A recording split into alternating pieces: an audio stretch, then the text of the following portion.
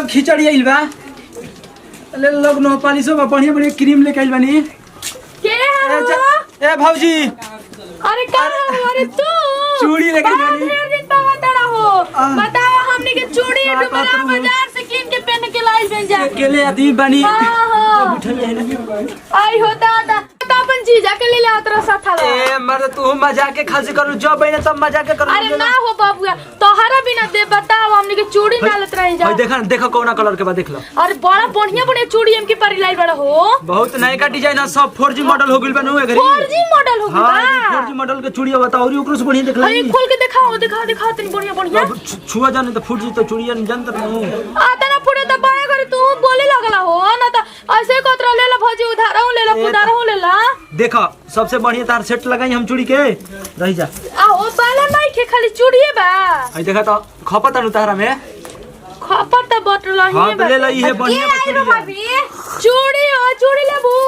हां लेवे के रहे हमरा चूड़ी ले ला चूड़िया आई पुराना मॉडल बात की ना नया मॉडल में हां नया ले ला 4G मॉडल आइल बा त तारा के नया मॉडल में देखला तुम तरह पुराना लगता अच्छा 4G बा हां 4G बा हाई 3G हो अरे एक बार बंची ना के असई करत रहे हाई कोजी हो ए भौजी देखा तेरे गाड़ी हाई 3G हो हमनियो के तनी इज्जत बा 3G ले ले बड़ा माने का होई भौजाई हनी तो कोनो तरह के गाड़ी देता नहीं 3G जान तो कहां बा 3G नीचे बा 3G बाला नहीं खा संखा पोला नहीं खले संखा पोला रहे बेचा गुल बा पूरा हुनिया ओ बबन टोली में गई रहिनु मैं बेचा गुल मैं खिलवाड़े हो तू बताओ ई बहनिया के तरकारी दिन तो कहबो दादा तू तो गाड़ी तो रोजे देबेलु द देत रहा गाड़ी माने भौजी के ना ले लहड़ा ओने बेच देलो हइले ना ना निमन लागत त का लेनी देखा ना हाथ हम ठीक लगी देखा ना ना ठीक लागत अब यही तेरी गुस्साइबू का हाथवा में पैसा द अरे तू ना देखा पैसा ले बहो आतना दिन से लेके नहीं छोड़ा लो कच कच ढेर कइलू लेबू कि ना लेबू बताओ हां ले हम देतन यार तने देख ले हमरा के 5G चाहिए 4G ना चाहिए 5G चाहिए 5G अब तारा से कहां से टावर लेके आई 5G वाला ऐसा का पुलाई बलवा दिखाओ ई बलवा देखो ला ना संखा पोला के पाई बारू लो संखा पोला ई कुल चलता हो ई कुल पहले चलत रहे बुढ़िया दादी कुल पहले लिसन नइखे चलो तो से का सुहाग के निशानी है संखा पोला का जाना तो अभी तू ले ले हम ले देता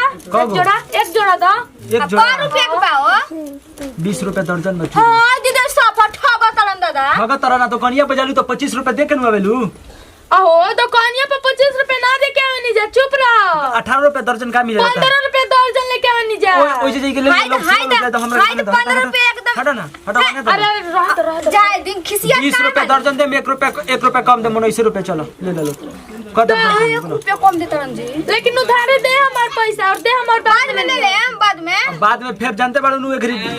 लेट आवत नहीं एक महीना पावत नहीं पता नहीं कि बेटा आवत नहीं खन कहां रहत एक जोड़ा लो ना है तो पैसा तो 10 रुपया 5 रुपया हमें आटी हो अटबे ना करियो हैला बड़का ना है बड़का ना ना आटी तो हैला ना बड़का दो हैला बड़का एगो औरे दर में निमन सामान नहीं खिले के आई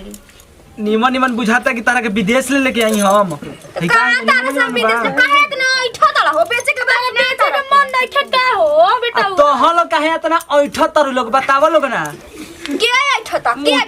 मुंह का चमकावत तर मैं के देता तू दर्जन में कहां के काहे के मुंह चमकाई के हमर बड़ा तारा है छोड़ा हमर सामान छोड़ा तू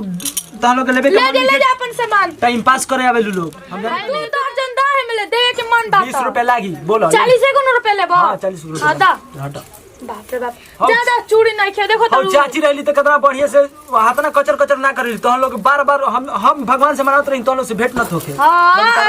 अरे चाची नो चाची सोन बेचे वाला बड़ा कि मना वाला ग्राहक कि न लौके अरे तो हम लोग कुरुवासन हम लोग मुंह न देखल चाहिए ना बताओ आई हो माई कैसे कहत हो अब बोला बा तो जना त नु घर में हमरे बाड़ा ढेर मत ओइ का करू मार देबू का जाना बम से उड़ा दी हमरा माने का जाना तड़ तू तारा बेचे के बता बेचे बढ़िया से 2 दर्जन दा 2 दर्जन रुको गिने द 2 4 6 8 10 12 देख लै 12 गो हो गेल नु हां हो गेल नु क गो हो गेल एगो जोगवा में डाला एगो जोग का काल हमरा ना बुझला दर्जन देता तू अभी एक दर्जन भइल हो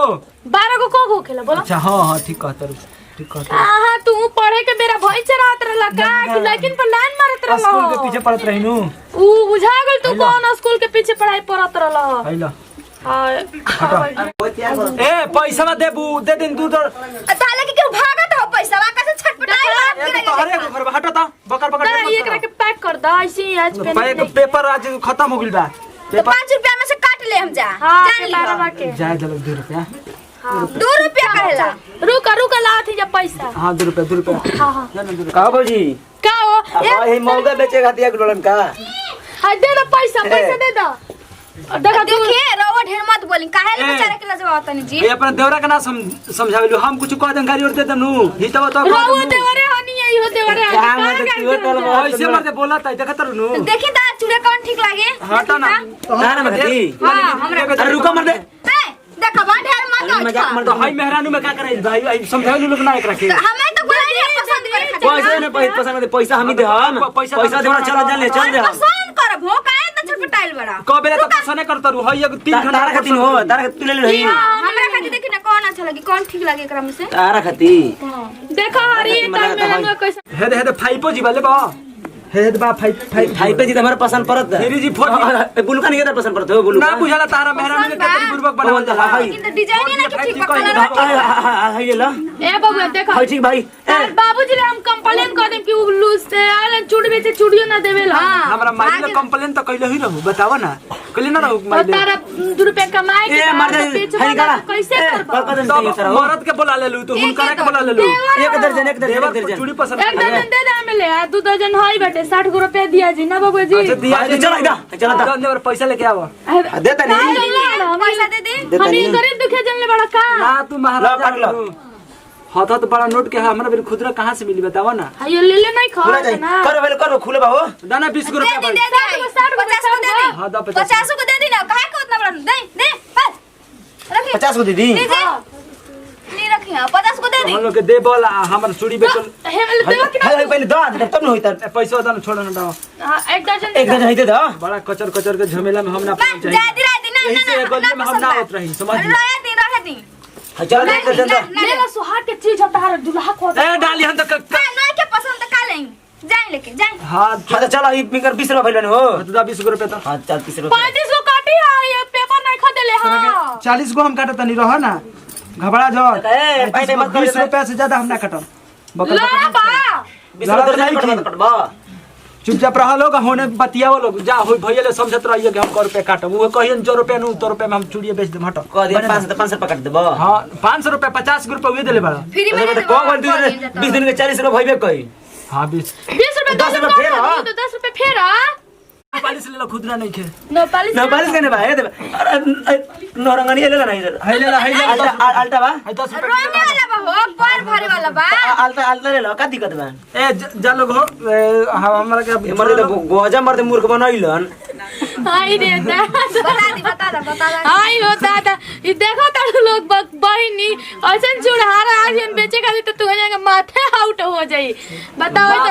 तो माथा ये तो धमकी से कहतन कि होतने ला लोग होइए ला लोग बताओ ऐसे क्यों करे ला का भैया ऐसा न कर मेहरानू में भौजाई भेटा जी हसन हूं तो बेचहू जब भैया ऐसे ना करे के चाहिए इतना मूर्ख ना बने के चाहिए और धमकी से कहतन हई लेबे कर लो क्योंकि मन ना रही तब ऐसे आवाज जाला कबेले चटे तरु एक साथ हमने के वीडियो अच्छा लगी तो दिल से लाइक करिए और खूब शेयर करिए और हमने वीडियो कैसा लगा कमेंट करके जरूर बताएं अपन चैनल बटे MGS comedy MGS film subscribe करी और आई हरी जी बड़ान आई सोनू महाराज हमारी जी बनी बेचे वाला बनी दिमाग कंफ्यूजन में बकाता हरो ठीक नहीं के हां भैया दिमाग ठीक नहीं है पर तनी मुनी कुछ मार दे बनी गोला ठीक है कुछ चल नंदी के जाने कहां गोल बड़ी बुच्ची गोल में कहीं जतन बाहर दे आलू लाता सुनना ही सस्ता है मैं आलू तो हमनी के दहिए गोलिए दादा चौका बाहर का तनी देखो का खाना बनेला कोहनु की जाई अपना खेत में ले पालकी काट के ले आई और पालकी के साग भात बनाई जा नाका चर कुटाई नहीं बाटे का बढ़िया के हमनी के सुखी परिवारी है कहाला कि गोतना गोतनी से बढ़िया बानू कि अपन घर में एगो ननद देवर रही और बढ़िया से रह बड़ा बढ़िया ही घर बाटे हमर ससुराल हे भगवान सास दुश्मनों के हमारे सन के घर दिया ना हिट ना फिट अपन बढ़िया से रहे में जे ननद हो जाए केहू बोलहूँ वाला नहीं खे फिर यानी कहाँ गोई बड़ी बुझी और जातनी बी गिरावे आखिर का होई गहूम उठाए के बटे अभी ये दादा अपनी बीग दे सब हमारे नु करे के बा अब एगो ननद बड़ी केतना कैसे करावे का करिए हमारे से बेसी नहीं के तो वो का करिए भगवान जातनी सब काम धाम हो गइल जब देखो तनी का बनी का ना अयो भाई दादा क्या होता नहीं तनी है चलो बाहर शहर भी के जाने कहाँ गोल बड़ी हो ना देर से तो नारल बुची रउआ खड़ी गोल बड़ी का हमर बुचिया हाँ भाभी का हो यही से भाई कोई नहीं भाई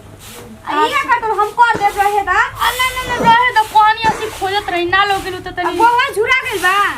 देखो ना देखो हो गइल बा नई के अलम भीजल बा नई रह सुखे द बैठ चाची करे लुका ना और बहरिया करे खड़ा रही तो ऐसे मन ना लागत रहे तो ऐसे ही चल गई हां आ ना धड़नु हमार तो संतरा मिठा हला रुका हां हां बहरिया खड़ा रही ओतरे मन ना लागत रहे ए बुची देखो ना बाहर सार लेनी चले का खेता पतन पालकुल के लिए के अपना खेतवा में ले अभी बहुते टाइम बा बाद में चले के शाम के टाइम हां अब पालकी के साग भात बनावे के जन लू हां लहसुन पत्ता डाल के नैका चार कुटैले हां नैका चार तो कुटाइले बाटे और बताओ ट्यूशन ना जीबू ना क्या है ना जाए हम नई खन कहीं गइल बलन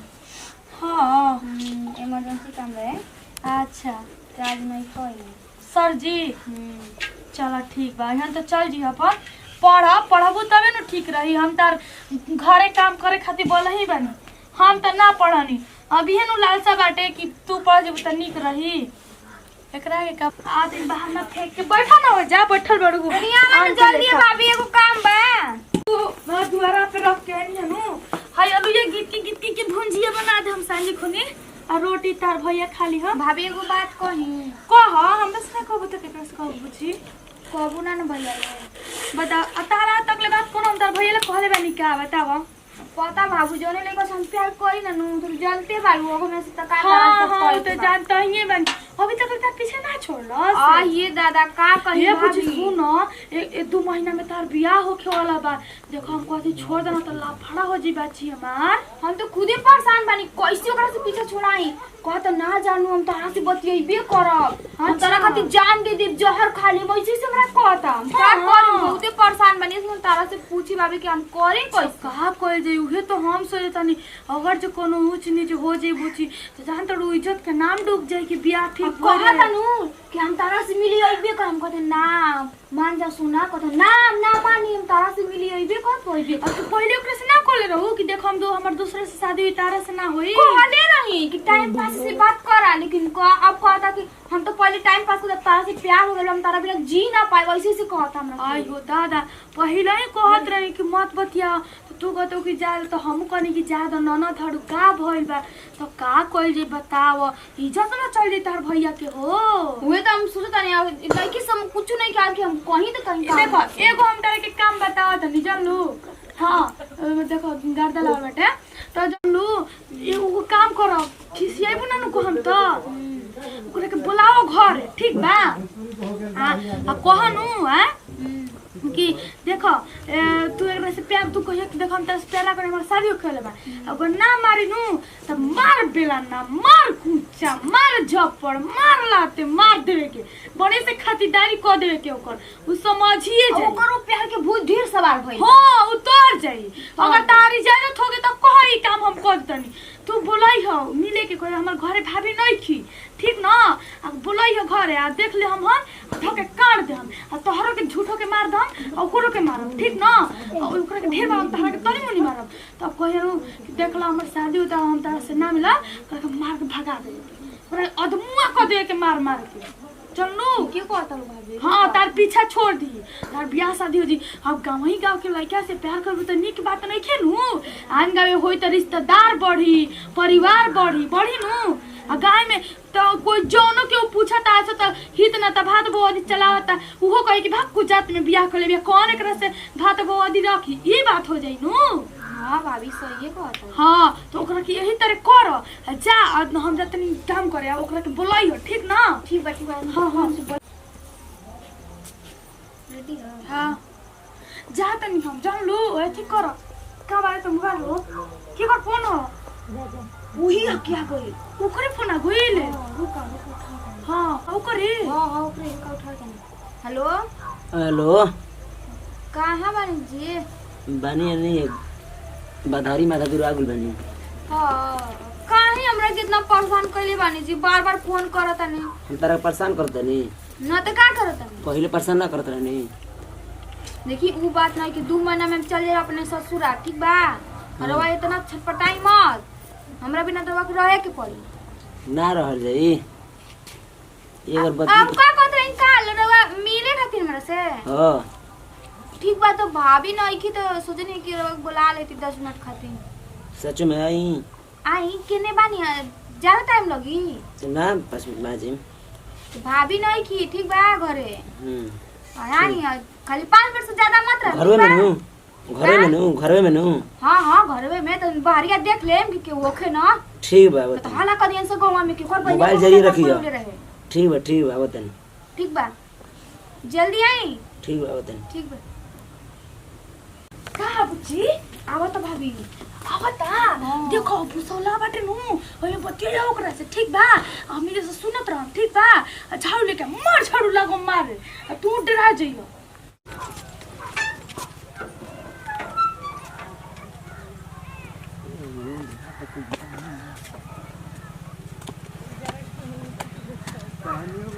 ओ दुगो लोग का लोग कतर सो दिक्कत नहीं करना कतर से नहीं।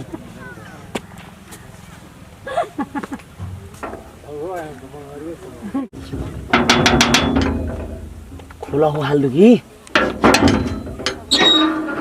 तू बाले खिनो ना कोई नहीं खिन कोई जल्दी नहीं। जल्दी जल्दी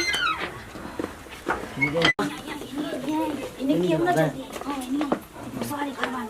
पता बा का हो भाभी नो केस कहीं के बाप बोला ले 5 मिनट खातिर। बैठ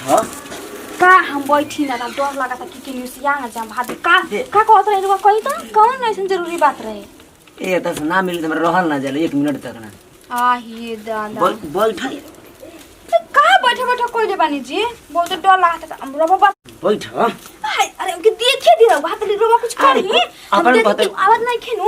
बोला देलु भौजी के देखत देले भौजी देखिए साइड पार गेल भूसवन के आकर के उठी यही रुका जाए। हम हे नहीं का दिन पतल काहे परेशान कैसे मुझे। अरे यार एगो त कहिए ना मिले नहीं को बता बार बैठत में देने को बैठत तू। अरे यार बैठ भगवान बोली अंतर तू हमरा सुना मिले तो कथा ना हमर दिल के धड़कन बढ़ेला पड़ेला चाहे घटेला पटा पड़ेला कुछ कैसे 2 महीना बाद चल जाओ अपने ससुरा और कैसे रह हमरा बिना ऐसे पहले से आदत डाल ली ना रही कोशिश करता ना। अरे रे हिनी ओ तार पूजा देतनी आ तू रे तू मन ननद बने की जियो के कलंक बने रे हां तू तो पहले बाद में बताई आ तू हेनी आवा अरे छोड़ दे ना हम छोड़ दे हम रेडी एक ही साथ हमनी के बोलम जा जय भोजपुरी समाज।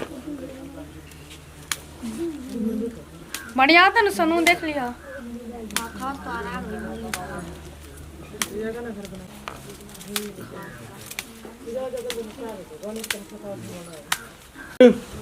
ये कने जानतरू लोग कहेला कि कैसे फलाना पतोहिया रहेली सन लोग के का बा लोग के त ही जाना कैसे फूट डाल दी के ओके घर में जान जइहो। दीदी जी कहे दी गा समझ के हमनी ठीक बाई ना दूसरा केहू का करी। हाँ हमरो निक लागला हो कि मान लो अपन गोतिनी वाली निमाई जाए हमरा परले उ ना करेन उनका परले हम ना करम त गांव के लोग आई तो कह दी झगड़ा लड़ा के कैसे तो कहा गोतिनी के उगुटल बर्दाश्त हो जाला लेकिन सास ननद के उगुटल बर्दाश्त ना होखेला जान जइहो। गोतिनी हम पाइचे में पाइच रह जाला आ ननद जइहन कहावा सास जइहन कहावा जान जइहो।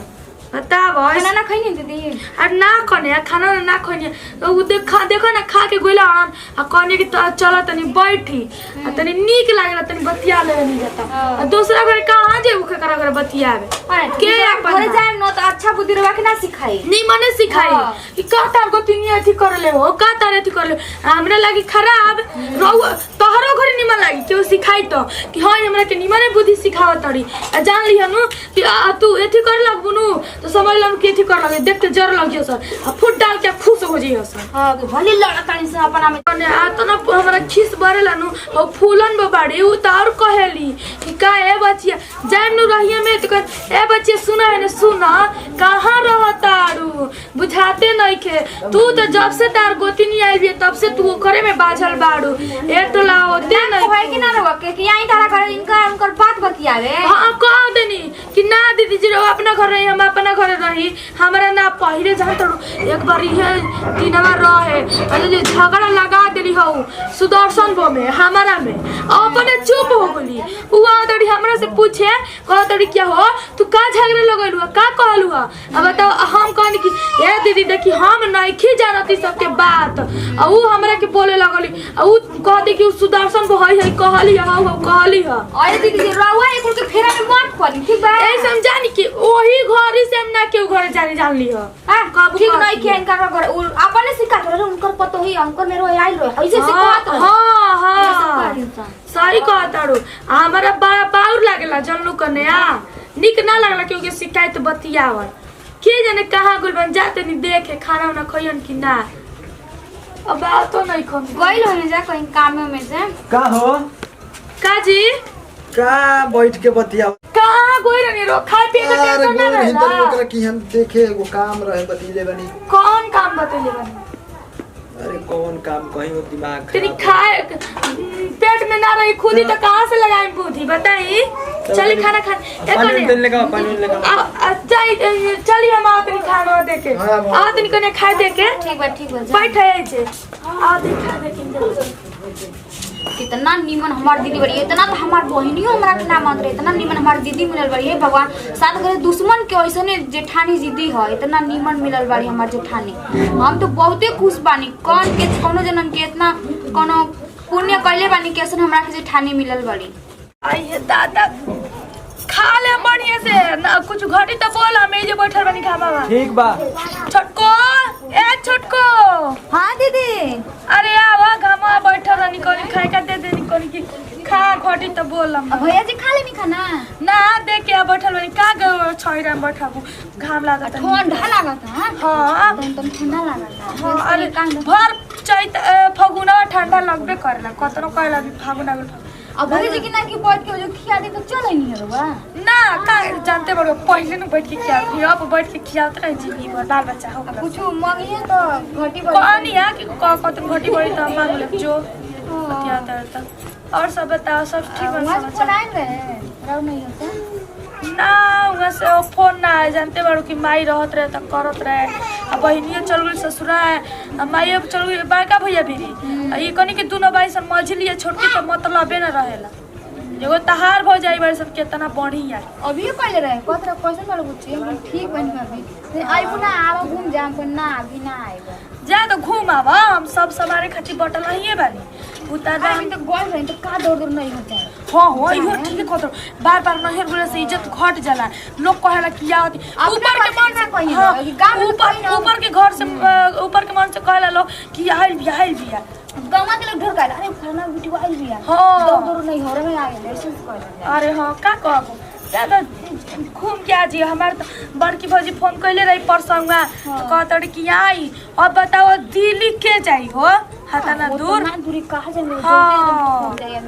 का घूमे जाएंगे आ खर्चा बाटे नु हमारा साल के दिन ना जेबू कुछ लेके ना जेबू त का जेबू ऐसे कहनी नु 500 के लुगा किन ले बानी जन लो माइयो के आ भौजियो के बड़की भौजी के कहनी नु कियावा लोग फगुनी सिरतिया में भतीजा के बार कटवाए के चलू तो बारवा कटवाए के तो कहनी कियावा लोग जहन जा बरहापुर सीजी लोग बारवा कटाई ओई घरी अपने घरे बोला दे मैं रहियन जा हां बोला दे भेंट हो जाए। हां आई जे कोनो चीज के दुख होइले नहीं के खातिर अब जान तो ना पैसा थिर लागी 1000 के साड़ी किन के रखल में दे दे हम एगो माई के दे दे एगो भौजी के दे दे हम ओतने से तनी हमरो में देले रहे को भौजी के हमर बहुते पड़ना साल बाद में हल्का बा और अपने माई के दे देबा रोड़ा माई तो हमरो माई लगे। अरे हां उहे तो बतिया बाटे हम रखले माने दे देबो ठीक बाटे अच्छा जे उहे दे देने एगो साड़ी नु तो कैसे ना कहियो ना से जाए देखो गाड़ी भाड़ा लाग जाई एथी लाग जाई हो लागी अपना घर के अन्न पानी बा खियाओ तो ना लागे उतना बुझाए तू ये कहलिए कि भौजी आ जाई ह आई हन सिरतिया में चलियो तू हां काहे हाँ चले के बारह उतार लेवे के भतीजवा के हमरा हर भतीजे तो हमार ए भतीजा कबे तक खा के हम तो तार भाषण सुनत रही का जीरो मांगे के ना कोने ना कुछ मांगम घटी तो का मांगी हो तू भेज के बैठल पड़ू तो हम का मांगी बताओ ना जा दिखा लेनी तो कबे लोगिन हमनी वीडियो कैसा लागल हटे तो ये हमनी वीडियो एगो रहे गोतनी के प्यार और ऐसे ही हमनी के आशीर्वाद बनले रहे जा कि गोतनी तो ना आनी जा लेकिन बहन हनी जाई बहन हम बहन ऐसा बनाए जा हमनी के प्यार की दोनों बहन में कबो ना होखे दरार।